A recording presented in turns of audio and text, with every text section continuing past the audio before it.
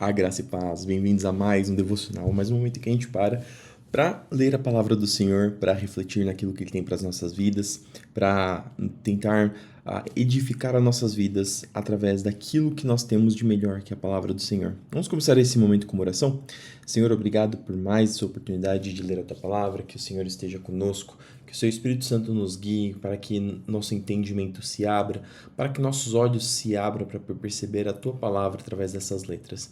Fica conosco, é isso que eu te peço e te agradeço em nome de Jesus. Amém. E vamos para o texto de hoje, que se encontra lá em 2 Crônicas, capítulo 26, leremos até o 28, a verso 27, que diz o seguinte: todo o povo de Judá proclamou Uzias, de 16 anos, rei, como sucessor de seu pai, Amazias. Depois que seu pai morreu e se reuniu a seus antepassados, Uzias reconstruiu a cidade de Elate e a recuperou para Judá. Uzias tinha 16 anos quando começou a reinar e reinou em Jerusalém por 52 anos. Sua mãe se chamava Jecolias e era de Jerusalém. Fez o que era certo aos olhos do Senhor, como seu pai Amazias. Uzias buscou a Deus durante a vida de Zacarias, que o ensinou a temer a Deus. Enquanto o rei buscou a direção do Senhor, Deus lhe deu êxito. Uzias declarou guerra contra os filisteus e derrubou os muros de Gate, Jabne e Asdod. Ele construiu novas cidades na região de Asdod e em outras partes da Filístia. Deus o ajudou nas guerras contra os filisteus, nas batalhas contra os árabes de Gur e nas guerras contra os meunitas. Os meunitas lhe pagavam tributo anual, e sua fama se espalhou até o Egito, pois ele havia se tornado muito poderoso. Uzias construiu torres fortificadas em Jerusalém, junto à porta da esquina, à porta do vale e no canto do muro. Também construiu fortalezas no deserto e cavou muitas cisternas, pois tinha grandes rebanhos nas colinas de Judá e na planície. Era um homem que amava a terra, tinha muitos trabalhadores que cuidavam de seus campos e vinhedos, tanto nas colinas como nos vales férteis. Uzias tinha um exército de guerreiros bem treinados, prontos para irem à batalha, divididos em tropas. Esse exército havia sido convocado e organizado pelo secretário Jeiel e pelo oficial Mazéias, estando sob o comando de Ananias, um dos oficiais do rei. As tropas de guerreiros valentes eram comandadas por 2.600 chefes de famílias. O exército era formado por uma elite de 307.500 homens, preparados para ajudar o rei contra qualquer inimigo. Uzias providenciou para todo o exército escudos, lanças, capacetes, couraças, arcos e fundas de atirar pedras. Construiu sobre os muros de Jerusalém máquinas de guerra criadas por peritos. Elas atiravam flechas e lançavam grandes pedras das torres e dos cantos dos muros.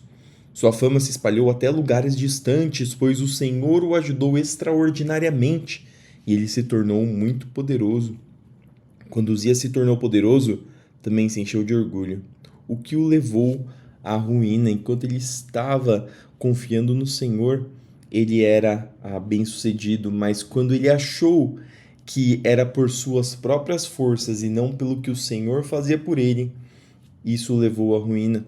E nós também devemos saber que o Senhor é nas nossas vidas e que muito do que temos e muito do que somos é por conta do Senhor em nossas vidas, nos abençoando. E quando nós começamos, da mesma forma que Uzias, achar que é por conta dos nossos próprios feitos, por conta da nossa própria força, por conta da nossa própria inteligência, que nós conseguimos qualquer coisa que seja, isso pode nos levar à ruína, assim como levou Uzias à ruína. Nós devemos sempre entender que da mesma forma que a salvação não é conquistada por obras, assim também as nossas obras diante do que Deus pode fazer, diante do poder da sabedoria de Deus nas nossas vidas, não é nada. Então, que a gente possa continuar confiando no Senhor e que a gente nunca enche o nosso coração de orgulho, mas que nós sejamos sempre humildes, sabendo que existe um Deus, sabendo que existe um Senhor, sabendo que existe um que é maior do que nós, que sempre está nos ajudando e na nossa frente, vencendo as nossas batalhas. Pecou contra o Senhor, seu Deus, ao entrar no santuário do templo do Senhor para queimar incenso no altar de incenso. O sacerdote Azarias foi atrás dele com outros 80 sacerdotes do Senhor, todos homens corajosos. Confrontaram o rei Uzias e disseram: Não cabe a você, Uzias, queimar incenso ao Senhor. Isso é tarefa somente dos sacerdotes, os descendentes de Arão, consagrados para este trabalho. Saia do santuário, pois você pecou. O Senhor Deus não o honrará. E olha só, aqui Uzias não acendeu incenso para outros deuses, mas ele fez aquilo que era contra a vontade do Senhor, porque o Senhor falou que os únicos que acenderiam incenso eram os sacerdotes. Quando ele encheu o coração, achou que ele era mais, que ele poderia fazer o que ele quisesse e não aquilo que Deus tinha ordenado, então ele foi e pecou contra o Senhor. Uzias, que segurava um incensário, ficou indignado. Enquanto ele demonstrava sua raiva contra os sacerdotes diante do altar de incenso no templo do Senhor, apareceu lepra em sua testa. Quando viram lepra, o sumo sacerdote Azarias e todos os outros sacerdotes o expulsaram imediatamente do templo. O próprio rei se apressou em sair dali, pois o Senhor o havia ferido.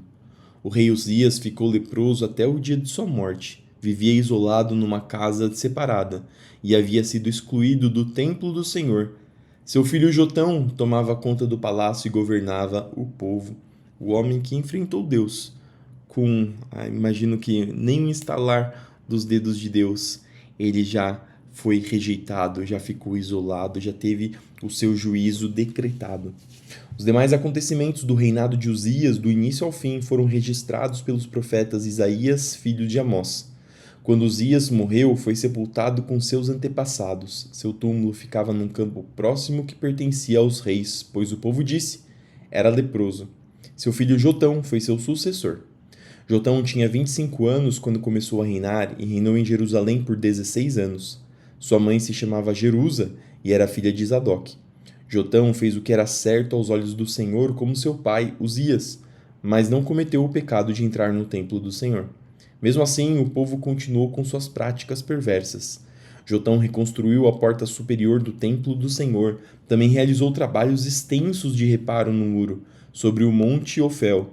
Construiu cidades na região montanhosa de Judá e edificou fortalezas e torres nos bosques. Guerreou contra os amonitas e os derrotou. Durante os 3 anos seguintes, recebeu deles um tributo anual de 3.500 quilos de prata, 10.000 cestos grandes de trigo e 10.000 cestos grandes de cevada. O rei Jotão se tornou poderoso porque teve o cuidado de viver em obediência ao Senhor, seu Deus. Os demais acontecimentos do reinado de Jotão, incluindo suas guerras e outras atividades, estão registrados no livro dos reis de Israel e de Judá. Tinha 25 anos quando começou a reinar e reinou em Jerusalém por 16 anos. Quando Jotão morreu e se reuniu aos seus antepassados, foi sepultado na cidade de Davi. Seu filho Acás foi seu sucessor. Acás tinha 20 anos quando começou a reinar e reinou em Jerusalém por 16 anos. Ao contrário de seu antepassado Davi, não fez o que era certo aos olhos do Senhor. Em vez disso, seguiu o exemplo dos reis de Israel, fez ídolos de metal para adorar Baal, queimou incenso no vale de Ben-Rinom e chegou a sacrificar os próprios filhos no fogo. Desse modo, seguiu as práticas detestáveis das nações que o Senhor havia expulsado da terra diante dos israelitas. Ofereceu sacrifícios e queimou incenso nos santuários idólatras, nos montes e debaixo de toda árvore verdejante. Por isso o Senhor, seu Deus, entregou Acás nas mãos do rei da Síria, que o derrotou e levou muito de seu povo para o exílio em Damasco. Também o entregou nas mãos do rei de Israel, que derrotou Acás e matou muitos de seus soldados. Em um só dia, Peca, filho de Remalias, matou 120.000 soldados de Judá, todos guerreiros experientes, pois haviam abandonado o Senhor, o Deus de seus antepassados. Então Zicre, um guerreiro de Efraim, matou Maacéias, filho do rei Azricão, oficial encarregado do palácio do rei, e Eucana, o segundo no comando depois do rei. Os soldados de Israel capturaram 200.000 mulheres e crianças de Judá e tomaram enormes quantidades de despojos que levaram para Samaria. Oded, profeta do Senhor, estava em Samaria quando o exército de Israel voltou. Saiu ao encontro deles e lhe disse: O Senhor, o Deus de seus antepassados, estava irado com Judá e o entregou em suas mãos. mas vocês foram longe demais e os mataram com fúria que chegou até os céus. Agora pretendem escravizar este povo de Judá e de Jerusalém. E quanto a seus próprios pecados contra o Senhor seu Deus? Ouçam-me e mandem de volta esses prisioneiros que vocês capturaram, pois são seus parentes. Tenham cuidado, pois a ira ardente do Senhor se voltou contra vocês. Aqui o povo que tinha saído do Egito, liberto de escravidão, agora estava na terra prometida, escravizando uns aos outros. Mas o Senhor, ele veio falar contra essa escravidão que estava acontecendo. Então, alguns líderes de Israel, Azarias, filho de Joanã, Berequias, filho de Mesilemote, Jeisquias, filho de Salum, e Amasa, filho de Hadlai, confrontaram os homens que voltavam da batalha. Não tragam os prisioneiros para cá, disseram. Se o fizerem, aumentaremos nossos pecados e nossa culpa diante do Senhor. Nossa culpa já é grande e a ira ardente do Senhor se voltou contra Israel. Então os guerreiros libertaram os prisioneiros e colocaram os despojos diante dos líderes do povo. Os 4 homens já mencionados por nome vieram à frente e deram roupas dos despojos aos presos, que estavam nus. Vestiram-nos, deram-lhes sandálias e providenciaram comida e bebida para eles, e aplicaram bálsamo sobre seus ferimentos. Puseram sobre jumentos aqueles que estavam fracos e levaram todos os prisioneiros de volta para seu povo em Jericó, a cidade das palmeiras. Depois voltaram para Samaria. Nessa época, o rei Acás pediu ajuda ao rei da Assíria. Os exércitos de Edom tinham invadido Judá outra vez e levado prisioneiros. Os filisteus haviam atacado cidades das colinas de Judá e no Neguebe. Conquistaram e ocuparam Bet-Semes, Aijalon e Gederote, além de Socó, Timna e Ginzo, com seus povoados. O Senhor humilhou Judá por causa de Acás, rei de Judá, pois ele havia incentivado o povo a pecar e havia sido inteiramente infiel ao Senhor. Quando Tiglat-Pileser, rei da Síria, chegou, atacou Acás em vez de ajudá-lo. Acás tomou objetos de valor do templo do Senhor, do palácio real e das casas de seus oficiais e os entregou ao rei da Síria como tributo, mas de nada adiantou. Mesmo nesse tempo de grande dificuldade, o rei Acás foi ainda mais infiel ao Senhor. Ofereceu sacrifícios aos deuses de Damasco que o haviam derrotado, pois disse: visto que esses deuses ajudaram o rei da Síria, também me ajudarão se eu lhes oferecer sacrifícios. Em vez disso, porém, eles foram a causa de sua ruína e da ruína de todo o Judá. Acás pegou os utensílios do templo de Deus e os despedaçou.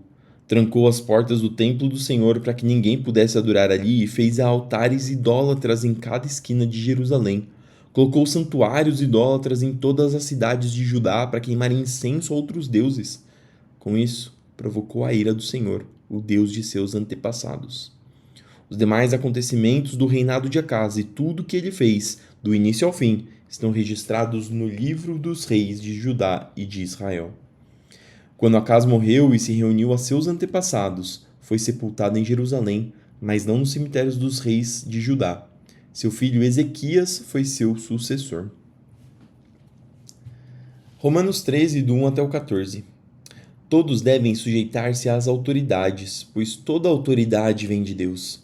E aqueles que ocupam cargos de autoridade foram colocados ali por ele. Portanto, quem se rebela contra a autoridade se rebela contra o Deus que a instituiu e será punido. Pois as autoridades não causam temor naqueles que fazem o que é certo, mas sim nos que fazem o que é errado. Você deseja viver livre do medo das autoridades? Faça o que é certo e elas o honrarão. As autoridades estão a serviço de Deus para o seu bem. Mas se você estiver fazendo algo errado, é evidente que deve temer, pois elas têm o poder de puni-lo, pois estão a serviço de Deus para castigar os que praticam o mal. Portanto, sujeitem-se a elas, não apenas para evitar punição, mas também para manter a consciência limpa. É por esse motivo também que vocês pagam impostos, pois as autoridades estão a serviço de Deus no trabalho que realizam. Deem a cada um o que lhe é devido. Paguem os impostos e tributos àqueles que os recolhem e honrem e respeitem as autoridades. Não devam nada a ninguém, a não ser o amor de uns pelos outros. Quem ama seu próximo cumpre os requisitos da lei de Deus. Pois os mandamentos dizem: não cometa adultério, não mate, não roube, não cobice. Esses e outros mandamentos semelhantes se resumem num só: ame o seu próximo como a si mesmo. O amor não faz o mal ao próximo, portanto, o amor cumpre todas as exigências da lei de Deus. Tudo isso é ainda mais urgente porque vocês sabem como é tarde, o tempo está se esgotando. Despertem, pois nossa salvação está mais próxima agora do que quando cremos no início. A noite está quase acabando e logo vem o dia. Portanto, deixem de lado as obras das trevas como se fossem roupas sujas e vistam-se da armadura da luz. Uma vez que pertencem ao dia, vivamos com decência à vista de todos. Não participem de festanças desregradas, de bebedeiras, de promiscuidade sexual e de práticas imorais. E não se envolvam em brigas nem em invejas. Em vez disso, revistam-se do Senhor Jesus Cristo e não fiquem imaginando formas de satisfazer seus desejos pecaminosos. Grandes conselhos aqui, não só conselhos, mas mandamentos inspirados por Deus através da vida de Paulo para os romanos e agora, hoje, para a gente. Salmos 23, do 1 ao 6, Salmo de Davi. O Senhor é meu pastor e nada me faltará. Ele me faz repousar em verdes pastos e me leva para junto de riachos tranquilos. Renova minhas forças e guia-me pelos caminhos da justiça. Assim ele honra o seu nome. Mesmo quando eu andar pelo escuro vale da morte, não terei medo, pois tu estás ao meu lado. Tua vara e teu cajado me protegem. Preparas um banquete para mim na presença de meus inimigos. Unges minha cabeça com óleo, meu cálice transborda. Certamente a bondade e o amor me seguirão todos os dias de minha vida e viverei na casa do Senhor para sempre. Por fim, Provérbios 20, 11. Até crianças mostram quem são por sua conduta, se agem de modo puro e correto. E essas foram as palavras de hoje, espero que elas entrem no seu coração, que façam morada, que edifiquem a sua vida. Continue meditando nessas palavras para que elas possam cada vez mais internalizar dentro do seu ser. Senhor, obrigado por mais essa oportunidade de ler a Tua Palavra, que nós possamos continuar aprendendo mais e mais de Ti, nos dê sabedoria, nos dê disciplina, para cada dia mais estarmos perto de Ti. Abençoa o nosso dia para que nós possamos trabalhar, para que nós possamos estudar, para que nós possamos fazer os nossos afazeres sempre direcionados por Ti, sempre protegidos e guardados pela Tua forte mão.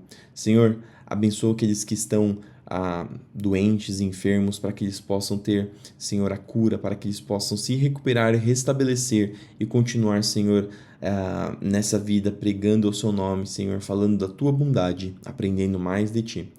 Nos dê o pão nosso de cada dia, abençoa para que nunca venha nos faltar, para que as Suas mãos poderosas e bondosas estejam sempre nos abençoando e nos agraciando com bênçãos do céu.